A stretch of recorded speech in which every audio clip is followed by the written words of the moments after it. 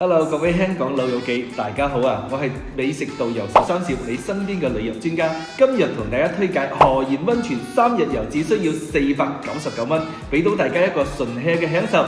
如果你想揾個靚嘅溫泉酒店享受度假嘅話，呢條河源線路非常之適合大家。河源日景溫泉酒店位於河源黃村，名副其實嘅溫泉之鄉，亦都係我哋美食之旅嘅獨家溫泉。酒店喺2026年1月正式開業，而且每間房都係帶獨立泡池，浸泡嘅次數係沒有限制嘅，大家隨便浸。而且頭10位報名嘅話，仲可以有獨立麻雀房俾大家打麻雀嘅添。我哋入住嘅每間房都有450尺，夠晒闊落，夠晒大啊！